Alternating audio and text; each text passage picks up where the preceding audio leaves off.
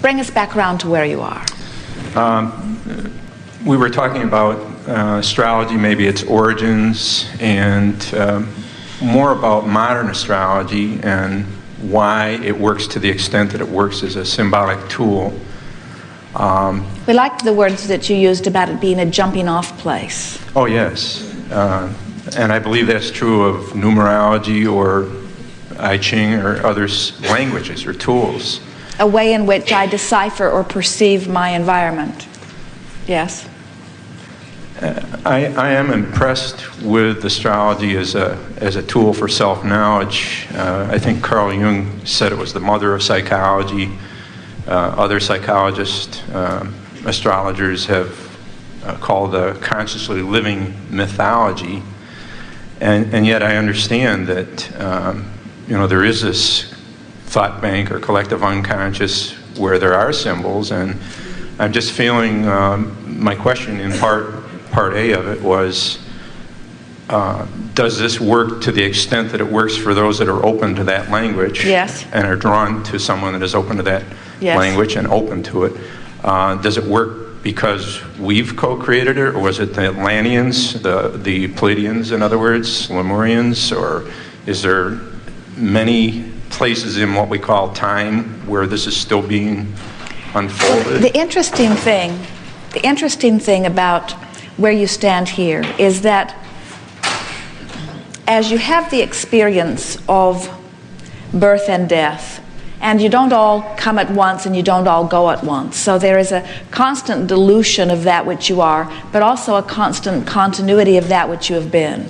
So it would not be accurate for us to ever say that which you are is ever removed from that which you have been. In other words, it all sort of fits together.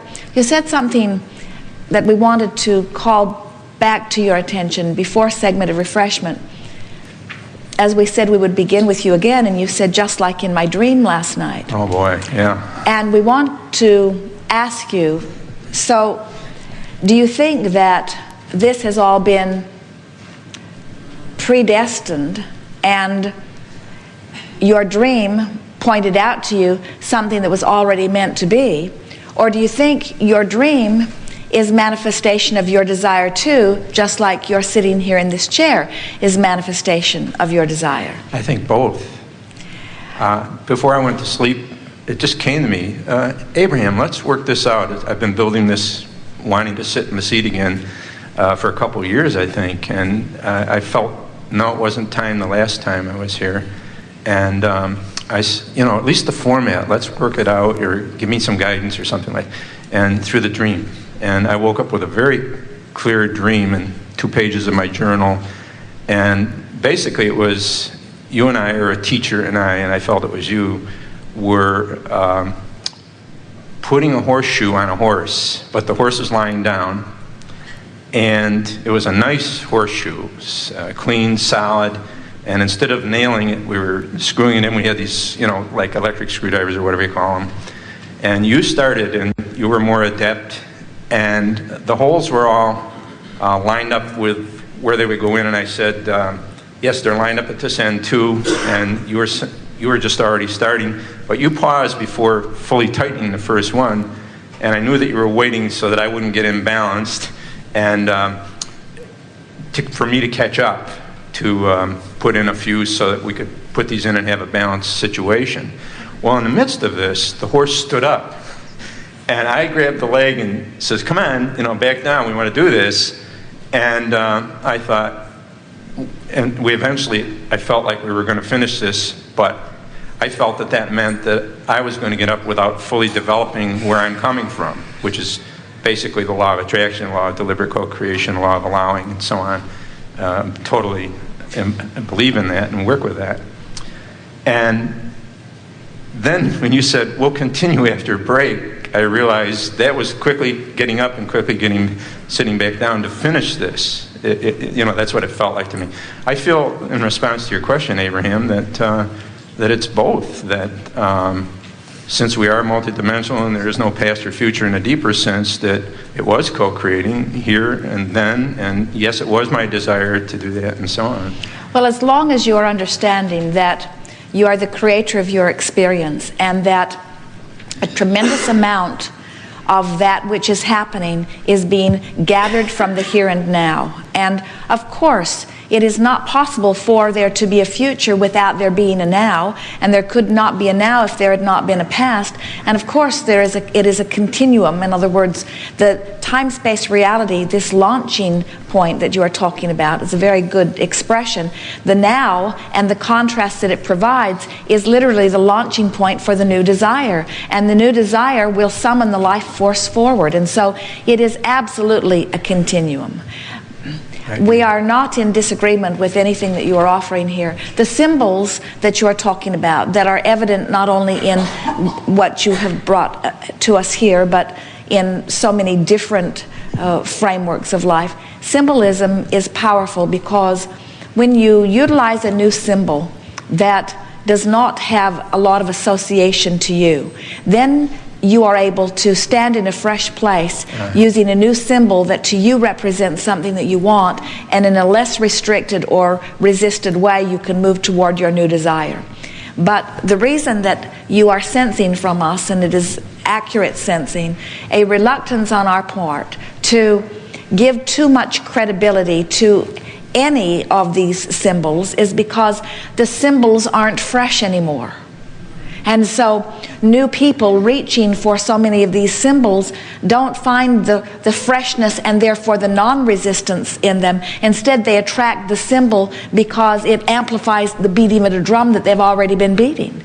And that's what you hear us, that's what we mean when you hear us say things like many people are using some part of astrology. You mentioned the tabloid predictions and so forth. They use it to support their inability to move to where they want to be. And they use it to support their reluctance. They use it to support their disconnection. And we are such proponents of being the capable, creative geniuses that you are, that we would much rather you stand in your fresh now and let your fresh desire be born, rather than trying to dig something up that may not even be accurate and try to pattern your life after it. There is nothing that you ever hear from us that is more important, as far as we are concerned, to your understanding of living happily ever after than your understanding of your own in-the-moment guidance system. And so many things try to take the place of that in-the-moment guidance system. I agree with you, and in fact, I do use a card system came to me about 13 years ago where I assigned astrological values to the 53 cards in a regular deck as a way to communicate with people with a mind draw or a shuffle, to kind of get some insights into situations that way. And I put the cards away for myself 13 years ago, listening to my feeling guidance system more. Even if it was a life or death situation, I wouldn't consult the cards. But if somebody is talking with me and they have a question and they're open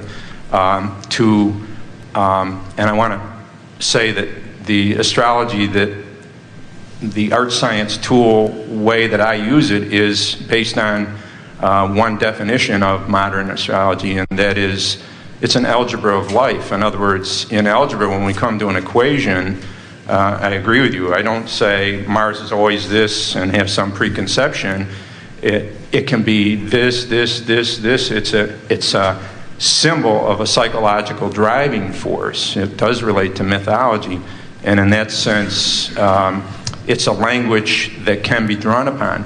How well it works, it's been my experience, how well it works depends on my having set my tone, what my intentions are. It's just a language tool that I use and infuse completely with Abraham. It helps you to focus. It gives you as you said, a jumping off place. But before we finish here, we want to go back quickly to something that you were expressing about the dream that you had. And we want to say to you that what your dream was really about was the modernization of astrology. In other words, the using of the power tools rather than the hammer, the screw rather than the nail. In other words, it was more about trying to modernize the process which is what you are about. Because as you came here, you wanted to express to us that this astrology is not, you don't like it when Abraham throws it all in one basket and says, not really, and you're wanting us to understand that it has been updated and that it is more intuitive and that it is working better for more people and that it is easier on the horse and so Exactly. on. Yes. Exactly. Yes. And I agree with you that, like Jerry, I also know that I'm writing my dreams, that we're creating our own dreams as in a response to things that we want to understand. Well, it's a fine line, isn't it? So you have a dream about something, and then the dream plays out in real life. And so you say, well, was it preordained? Was it predetermined? Was it predestined? And my dream just gave me an advanced announcement of it, which sort of falls into the astrological thing where things are already predecided and then we just live them. Or did I make it happen? Was I sending forth the thought, and because of the thought that I was sending forth, I set it into motion and then it happened? And we agree with you in that when you say it is a little bit of all of that, because everything that is in your future got into your future from some past perspective. And we think the astrology question is how much of what is in my future that I will live in this life experience was set into motion before I got into this body and I started thinking with this brain. And we say you have to accept that a huge amount of it was the fact that this earth is spinning in its orbit, the timing of civilization, in other words, even the timing of the rhythm of the planet. Right. Many of you came forth expressly in this time because you were wanting to be a part of this faster moving energy.